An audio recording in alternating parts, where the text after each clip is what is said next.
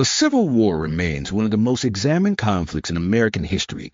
Yet how much do you truly know beyond its well-known battles and iconic figures?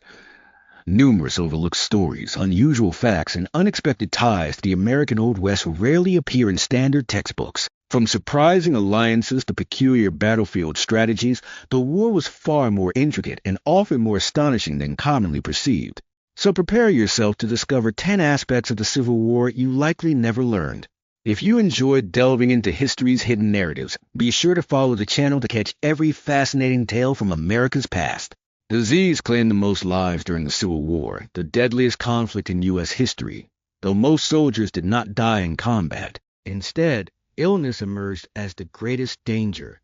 Diseases spread rapidly in overcrowded military camps, far outpacing combat as the primary cause of death. Over 4 years, roughly 620,000 men perished, a figure surpassing the combined losses of World War I, World War II, the Korean War, and the Vietnam War. To contextualize this, if the names of the fallen were etched on a memorial akin to the Vietnam Veterans Memorial, it would extend over 10 times its length. The war's toll represented about 2% of the U.S. population at the time, equivalent to over 6 million people today. While firearms played a key role, widespread illness had a far greater impact. Many soldiers hailed from rural areas with minimal exposure to contagious diseases. Upon enlisting, they lived in cramped conditions, often in poorly ventilated tents, creating ideal environments for infections. Common ailments like measles, mumps, and chickenpox spread swiftly among troops.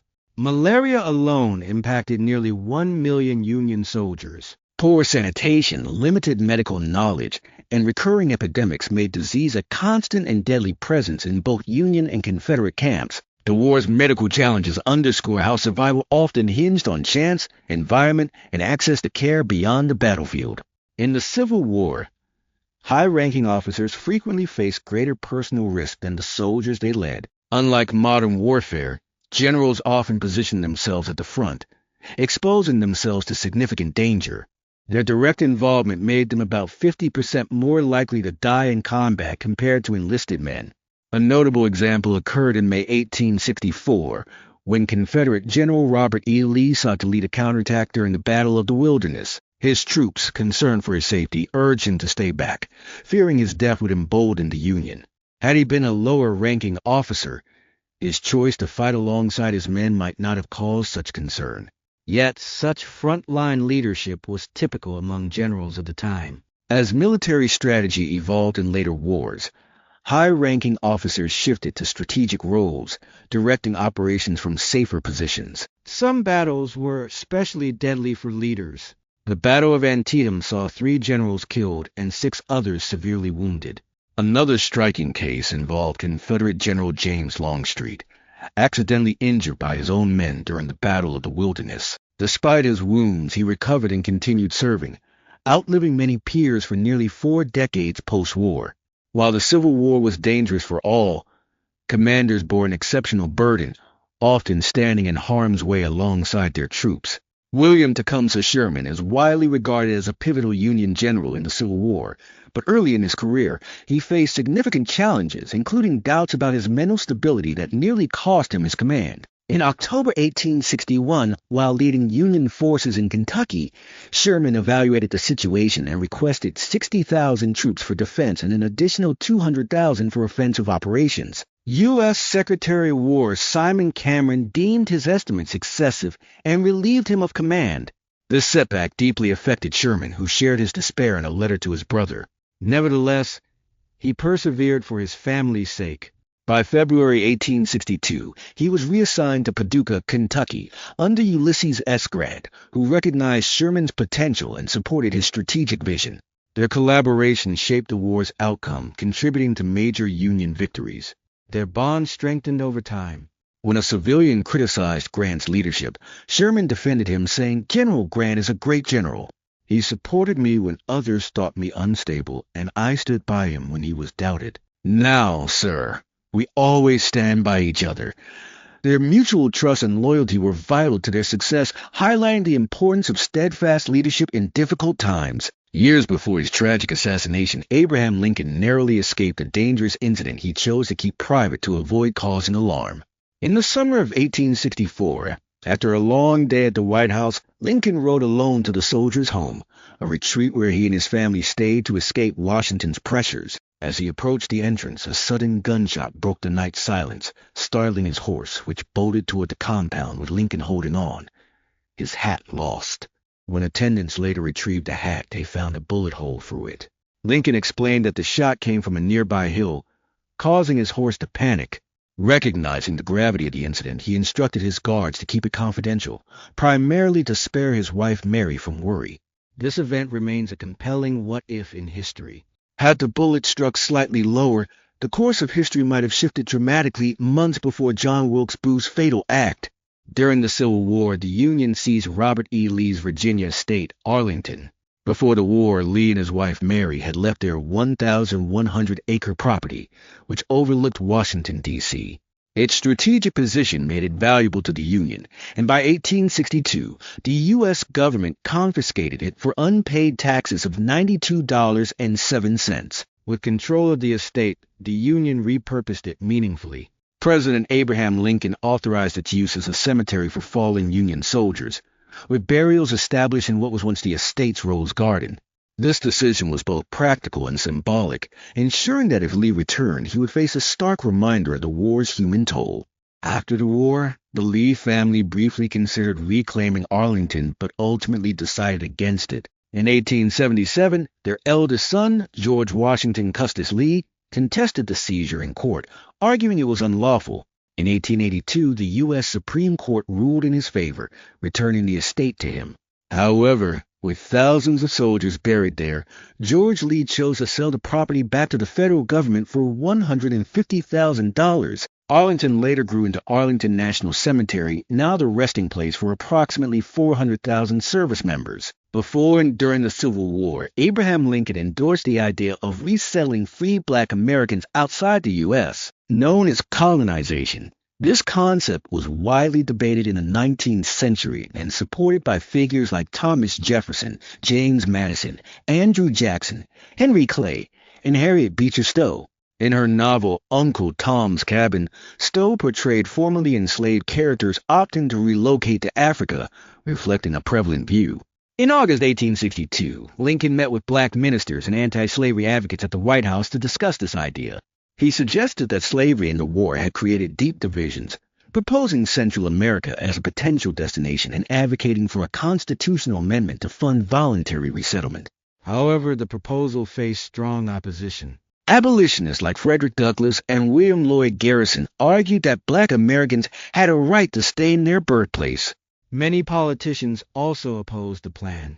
After issuing the Emancipation Proclamation in 1863, Lincoln ceased publicly promoting colonization, focusing instead on integrating freed people into American society.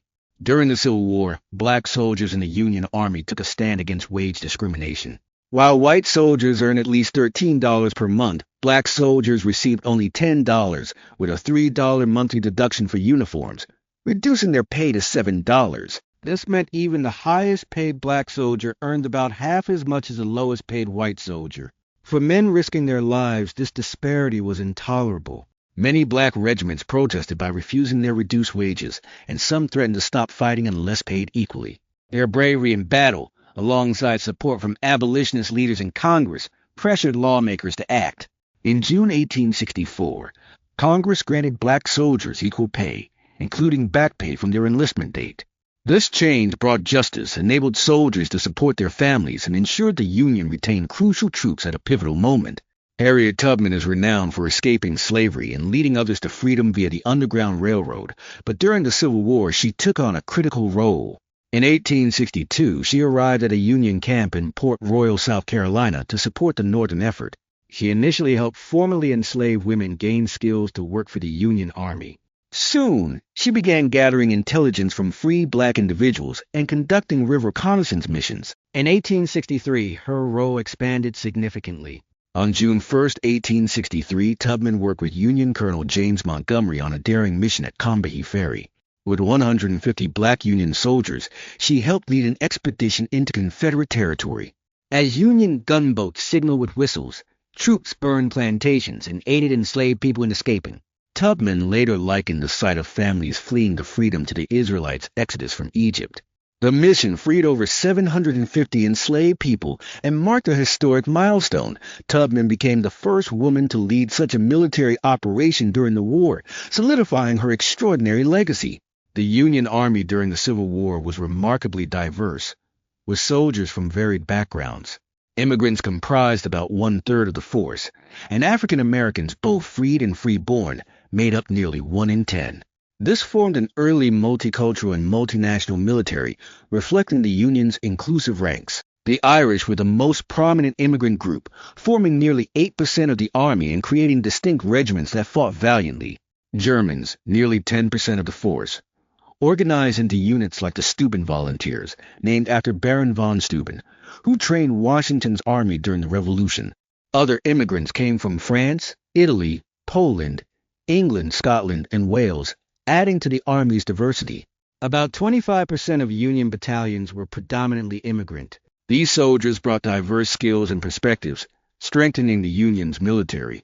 The inclusion of African American soldiers after the 1863 Emancipation Proclamation was a turning point, providing critical manpower that boosted the Union's effectiveness. The traditional image of Northern white soldiers fighting for emancipation is incomplete. The Union Army was a coalition of immigrants, freed slaves, and other African Americans united to preserve the Union and end slavery.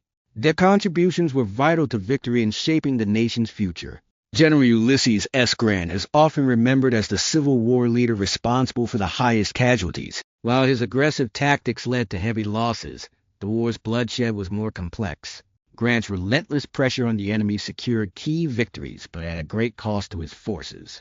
In the 1864 Overland Campaign, the Union suffered about 55,000 casualties compared to 30,000 for Lee's Confederates, earning Grant criticism, including from Mary Lincoln, who called him a butcher. Victories like Chancellorsville and Fredericksburg came at a high cost, depleting his army. Lee's aggressive strategy, while sometimes successful, led to unsustainable losses, weakening the Confederacy. By the war's end, Lee's depleted forces contrasted with the Union's ability to replenish troops. Lee's high-risk tactics contributed significantly to the war's devastating casualties, particularly for his own army. The Civil War holds countless untold stories and obscure facts that challenge conventional narratives. From the Union Army's diversity to the overlooked contributions of many figures, the war's complexity deepens our understanding of this pivotal era and its connections to the Old West.